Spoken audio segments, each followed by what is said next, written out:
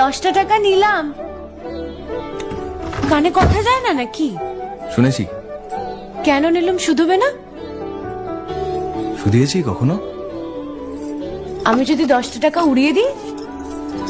দেবে?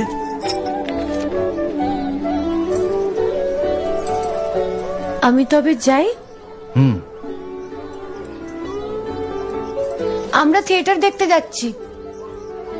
তুমি কি শুনলে আমি কি বললাম? বড় জ্বালাচ্ছ ললিতা।